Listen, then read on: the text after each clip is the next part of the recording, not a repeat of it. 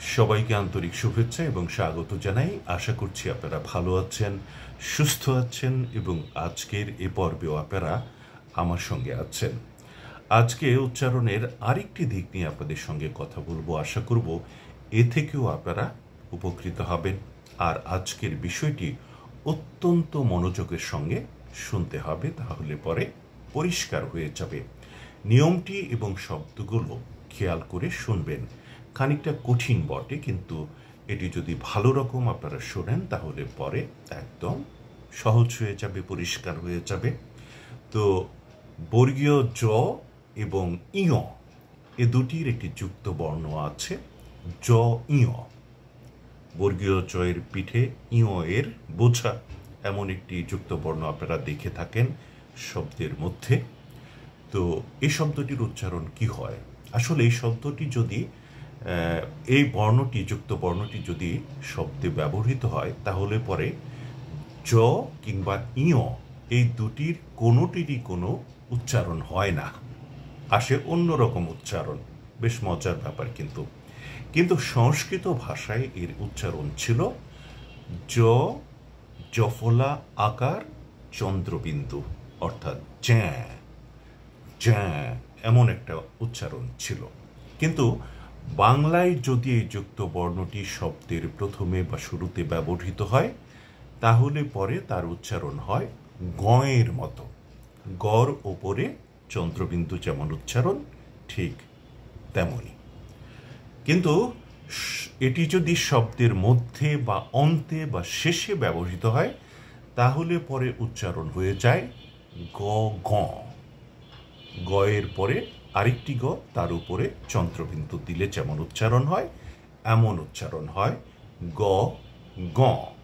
আমি উদাহরণ বলছি কটি শব্দের, আপনারা খেয়াল করে শুনুন, তাহলে পরে একদম বুঝে যাবেন।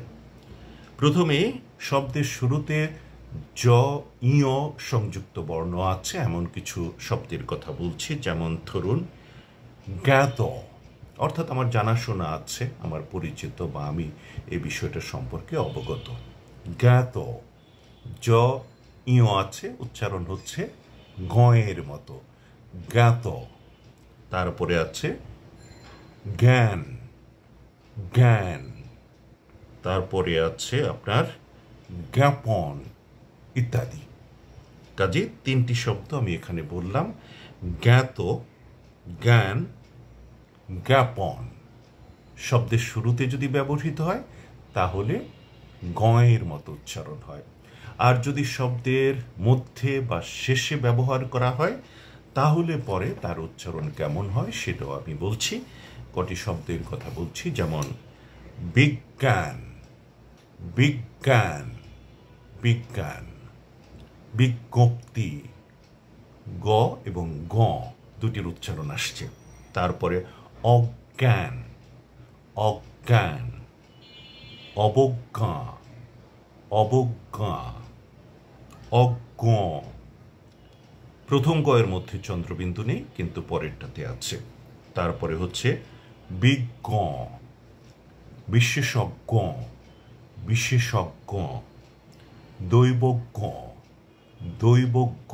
খুব মজার বিষয় কিন্তু, অর্থাৎ শব্দের শুরুতে যদি ব্যবহৃত হয় তাহলে উচ্চারণ হবে গয়ের মতো, আর যদি মধ্যে বা শেষে ব্যবহৃত হয় তাহলে গ গয়ের মতো।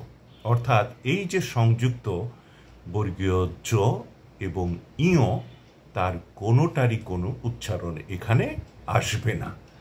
তো আশা করি বিষয়টা আপনারা বুঝতে পেরেছেন। তবে শব্দগুলো আমি আবারও বলছি। শব্দের শুরুতে হলে উচ্চারণ হয় জ্ঞাত, জ্ঞান, জ্ঞাপন ইত্যাদি।